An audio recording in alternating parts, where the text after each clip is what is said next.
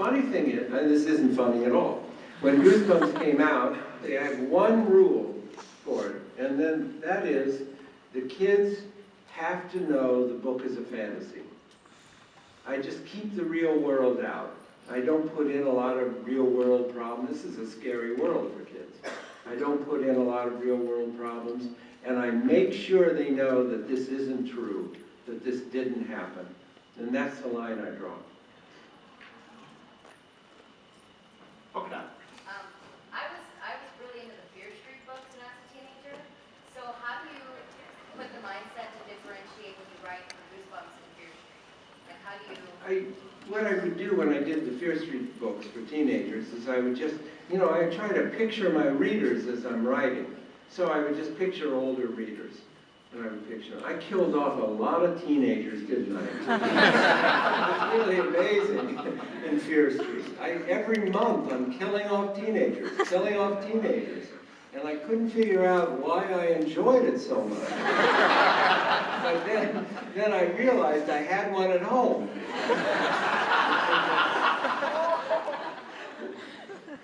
Tell me he's heard, your teenager has heard this answer, like in a panel at some point.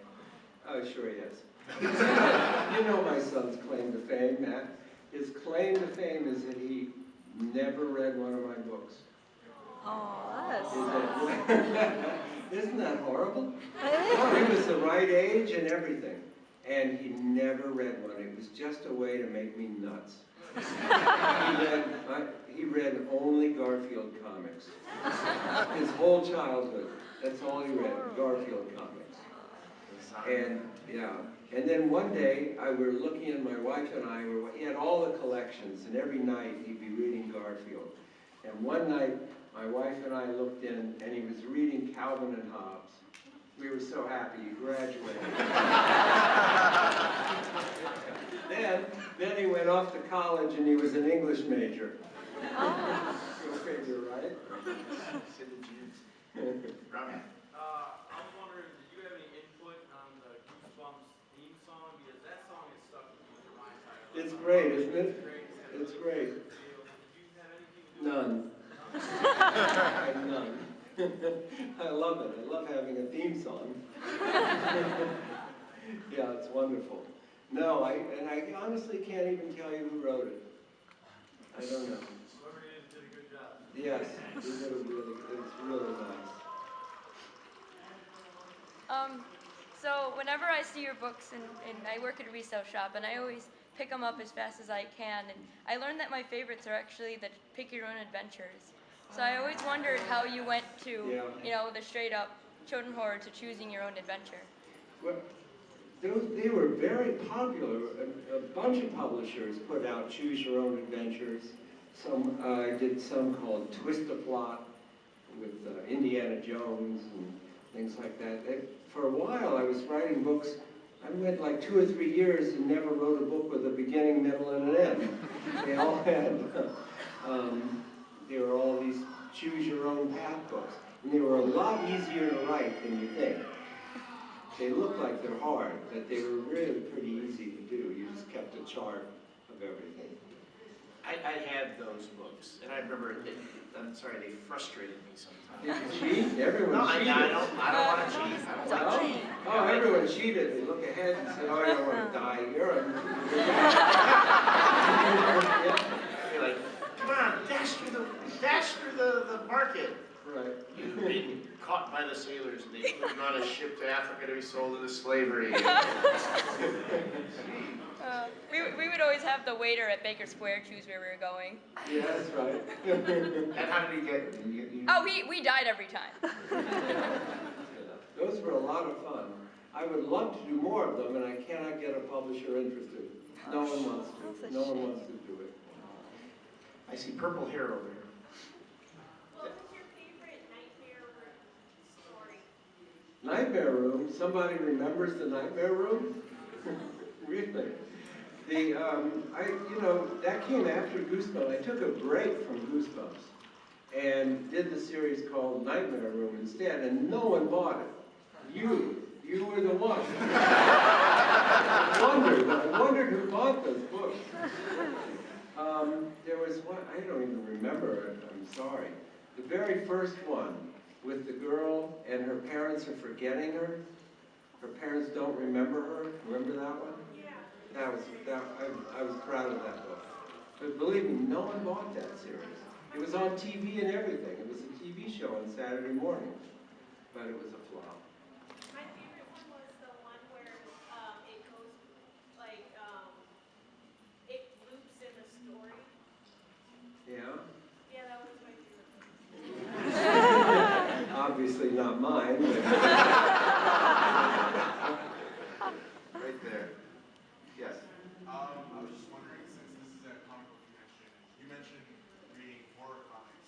Is there any other kind of comics that you're into? Any like Marvel, DC, superheroes at all? actually not right now. But afterwards I did. I mean, I was a big comic book fan. And I had, you know, I had subscriptions to comics where they would come in the mail every month. And I was a big Daredevil fan. I don't remember why right now. Maybe it was Frank Miller was doing it. And I was really lucky. This guy who was our boss at Scholastic became publisher of Marvel Comics. And he used to send over every comic. Every month he would send over. My son was like 11 or 12, and he would send over everything. So I got to see a lot of Marvel Comics in those days. There. Yes.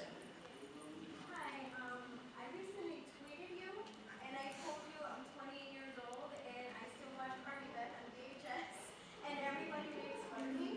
And because of you, I wrote my own book, and it would be my honor if you let me give it to you. I'm so nervous, I'm sorry. Yeah, when we're done, bring, yeah, by all means, I would love to see it. I would love to see it.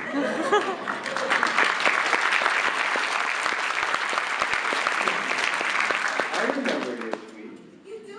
Oh, of course. Of course I do. I have to say I love Twitter because I'm there all day long, pretty much. I don't get much work done. Pretty big distraction. But it's all people your age on Twitter. And it's like, what a wonderful way to keep in touch with my original readers. It's great. But will you follow her back?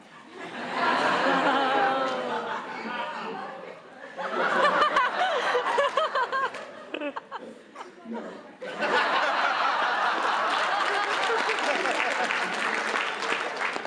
That's the second huge laugh on no. I've learned something here today. I want to, right here. I don't have a question, I have a comment. Loved Goosebumps, loved Fear Street, but the 5-year-old inside of me is dying to say thank you for Eureka's Castle. It was my obsession as a small child. So. Most people don't know I was the head writer of Eureka's Castle. Most people don't remember that show. Do you remember Eureka's Castle?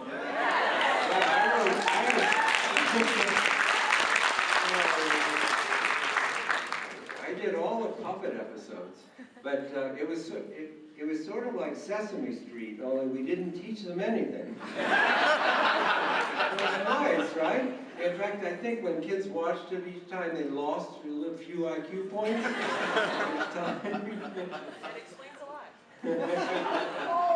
Yeah. Wait, Boy Scout shirt. Or, it looks like a Boy Scout shirt to me. So. She has a more important question. What information do you have on young authors? What advice to young authors? I have none. No, seriously. I never give advice to young authors because young authors, I know they're like me. They know they want to be writers. And they start off, they know what they want to do. And they don't need me to tell them read, or write, or keep writing. Or they don't need advice. I mean, I was totally driven as it from childhood on, and I don't know why. And I think most people who become writers just have this thing, and they don't really need advice. They know what they want to do.